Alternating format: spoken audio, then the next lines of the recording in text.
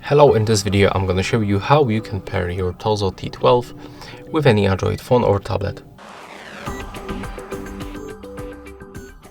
Open this charging case, remove left and the right earbud, and click once on the right earbud. Now just wait until indicators starts blinking.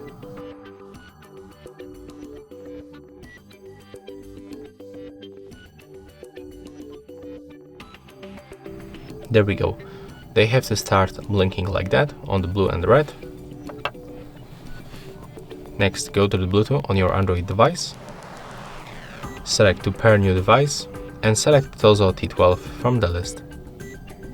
Accept the pairing request. And we are successfully connected. That's all for this video. Hope you like it.